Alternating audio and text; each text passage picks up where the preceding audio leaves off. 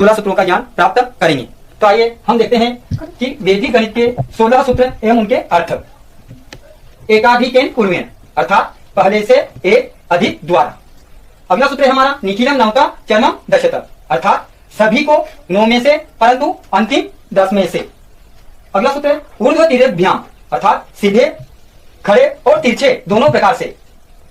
चौथा सूत्र हमारा है परावर्तित योजिए पक्षांतरण कर उपयोग करें। पांचवा सूत्र हमारा है शून्यम साम्य समुच्चय अर्थात समुच्चय समान होने पर शून्य होता है। छठा सूत्र है अनुरूप्य शून्यमंतः अर्थात अनुरूपता होने पर दूसरा शून्य होता है। संकलन व्यकलनाभ्याम अर्थात जोड़कर और घटाकर। आठवां सूत्र हमारा है पूर्णा पूर्णाभ्याम अर्थात पूरा करने और विपरीत क्रिया द्वारा। नवा हमारा सूत्र बनता है चलन करनाभ्याम अर्थात चलन कलन की क्रियाओं द्वारा। यावदुनम जितना कम है। 11वां सूत्र हमारा है व्यष्टि समष्टि अर्थात एक से पूर्ण और पूर्ण को एक मानते हुए। 12वां सूत्र हमारा बनता शेषांश के चरमेण अर्थात अंतिम अंक के सभी शेषों को। अगला सूत्र बनता है अपना 13वां सोपान्त्य द्वयमयन्त्यम अर्थात अंतिम और उपांतिम का दुगना। 14वां सूत्र बनता है एक न्यूने पूर्वेण पहले से एक कम के द्वारा। गुणित समुच्चय अर्थात गुणितों का समुच्चय। गुणक समुच्चय गुणकों का समुच्चय।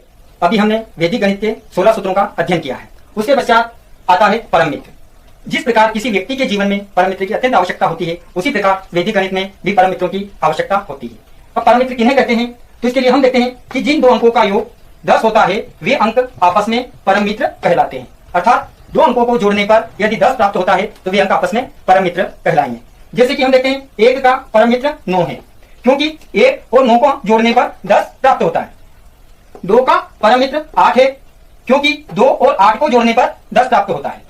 3 का परम मित्र 7 है क्योंकि 3 और 7 को जोड़ने पर 10 प्राप्त होते हैं। इसी प्रकार 4 का परम मित्र 6 है क्योंकि 4 और 6 दोनों को जोड़ दिया जाए तो 10 प्राप्त होता है। इसी प्रकार 5 का परम मित्र 5 है क्योंकि 5 और 5 का योग बराबर 10 होता है। 6 का परम मित्र 4 है क्योंकि 6 और 4 को जोड़ने पर 10 प्राप्त होता है। इसी प्रकार 7 का परम मित्र 3 है क्योंकि 7 और 3 इन दोनों अंकों को जोड़ने पर 10 प्राप्त होता है। इसी प्रकार 8 का परम मित्र 2 है क्योंकि 8 और 2 को भी जोड़ने पर 10 प्राप्त होता है।